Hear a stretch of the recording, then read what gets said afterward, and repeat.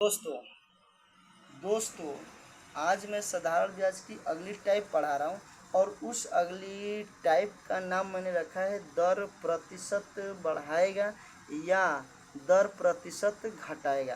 दर प्रतिशत बढ़ाएगा या दर प्रतिशत घटाएगा पर आधारित प्रश्न। अब एक प्रश्न कराऊंगा और इस एक प्रश्न के आधार पर आपके पास बहुत सारी किताबें होगी मैथ का।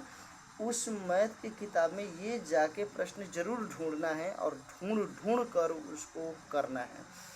दिया है कि एक निश्चित साधारण ब्याज की दर पर 2400 रुपये का 5 वर्ष का मिश्रधन 2760 रुपया हो जाता है। यदि ब्याज की दर 2% अधिक होती तो मिश्रधन कितना होगा। तो ऐसे जब भी सवाल आएगा आपको ध्यान देना है कि मिश्रधन देगा, मिश्रधन पूछेगा, मिश्रधन देगा, मिश्रधन पूछेगा, ब्याज की दर बढ़ाएगा या तो ब्याज की दर घटाएगा। दो बातें आपको ध्यान देना है।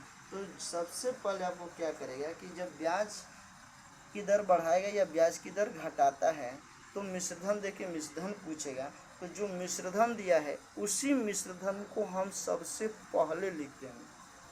तो मिश्रधन यहाँ दिया है कितना 2760, तो 2760 लिख देंगे 2760। इसके बाद ब्याज की दर बढ़ाएगा तो प्लस का चिन्ह लगाएंगे और ब्याज की दर घटाएगा तो माइनस का चिन्ह लगाएंगे। तो यहाँ बढ़ा रहा है इसलिए प्लस का चिन्ह लग लेगा। इसके बाद मूलधन को लिखेंगे तो मूलधन कितना है 2400 रुपया है। मूलधन कितना है 2400 रुपया। तो 2400 रुपया को लिख लेंगे, 2400 रुपया को लिख लेंगे। इसके बाद ये मूलधन है तो भाग मूलधन का, मूलधन है तो भाग मूलधन का। तो मूलधन का भाग देने से पहले आपको दर और समय देख लेंगे कि इन दोनों में से कोई भिन्न के रूप में तो नहीं है। तो यहाँ समय और यहाँ दर कोई भिन्न के रूप में नहीं है। मतलब ये हुआ कि इन दोनों का जो मूलधन होगा सीधा 100, तो मूलधन 24 रुपया है और इसी 24 रुपये में 100 का भाग देंगे। अब मिश्रधन पूछ रहा है तो जब भी दर बढ़ाता है या दर घटाता है तो प्रभाव हमेशा ब्याज पे ही पड़ता है। ब्याज ज़्यादा होगा तो मिश्रधन ज़्यादा मिलेगा, ब्याज कम होगा तो मिश्रधन कम मिलेगा। तो ब्याज का गुणा कर देंगे तो 5 दूनी कितना हो जाएगा 10, तो 10 का गुणा कर दीजिए 10।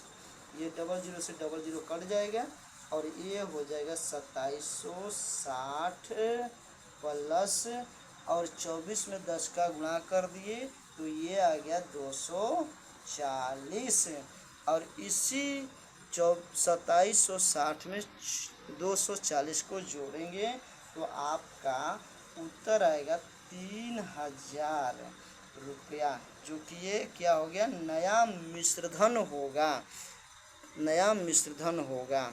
ठीक है बच्चे, तो आपको समझ में आ गई होगी और नहीं समझ में आ गई तो एक बार फिर मैं आपको बता दे रहा हूँ कि इस प्रश्न को कैसे करें। सबसे पहले आपको क्या करना है कि देखना है कि ब्याज की दर बढ़ा रहा है।